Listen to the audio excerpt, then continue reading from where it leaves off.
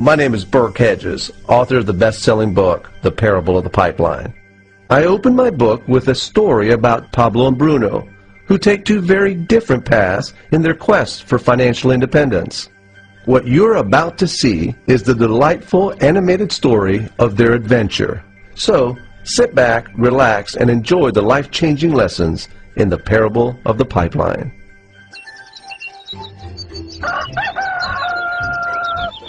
Far away, in a small village, near a beautiful valley, lived two friends, Pablo and Bruno.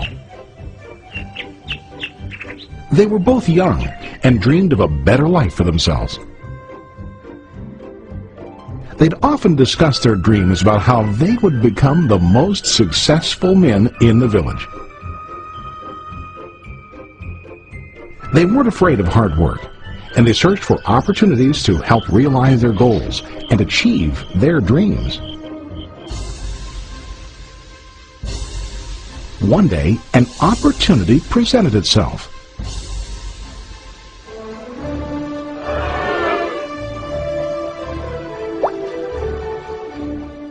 The mayor of the village decided to hire two people to bring water from a spring up on the mountain, across the valley, back down to the village. They were to be paid based on the amount of water delivered to the village.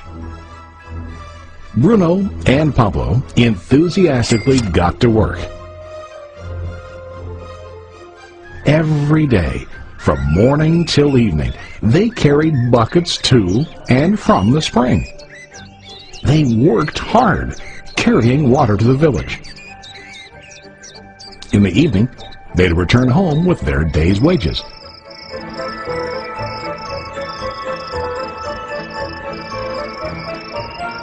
Bruno was satisfied with his work and the money he earned. He was sure that with this work he could achieve his dreams. Bruno thought that to increase his wages he could use bigger buckets to bring more water each trip. He believed with a larger income he would soon be able to buy a cow and the house that he dreamed about.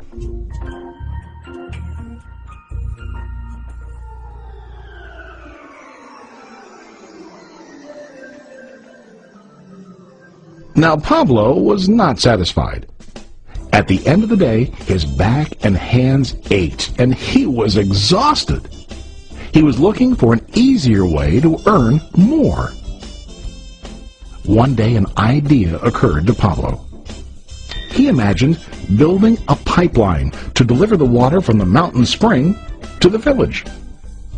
With this pipeline, he could get more water to the village without carrying buckets back and forth from the spring to the village. Soon, he got very excited about his idea and began to plan. Pablo, of course, shared his idea with his friend Bruno and asked him to join with him to work on and help build the pipeline. Bruno thought the idea was crazy. All Bruno could think about was what his money could buy today and how to get it quicker. He felt that building a pipeline would slow him down and delay him in achieving his goals. Instead, Bruno got bigger buckets and went more often back and forth, fetching water. He was sure that with this method, he could make more money. Pablo decided to build the pipeline on his own.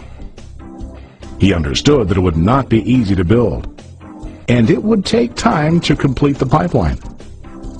Pablo knew that it could take several years to finish, but he set his mind on his goal. Every day he worked and carried water like before.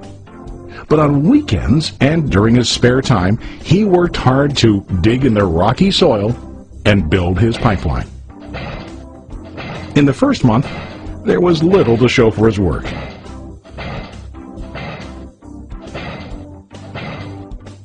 Bruno and the villagers laughed and teased him. They called him Pablo the Pipeline Man. During this time, Bruno's income doubled. He already bought a cow and a bigger house. His lifestyle changed. He now spent time after work in the bar, enjoying his hard-earned wages from delivering water.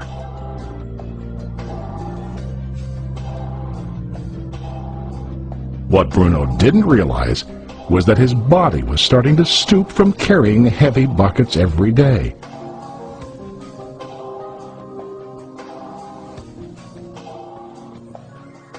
His face looked worn and his body tired. Soon, he began to carry less and less water due to the wear and tear on his body.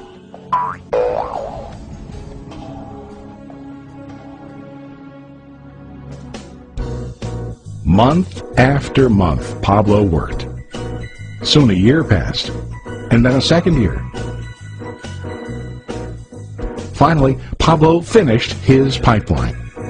He now used his pipeline to deliver water to the village instead of carrying buckets. Pablo was now earning more money than ever before. The water continued flowing to the village, while Pablo wasn't working. While he slept and ate, the water flowed. Pablo was happy and proud of his insight, persistence, and hard work. Now his income flowed as long as the water flowed through his pipeline.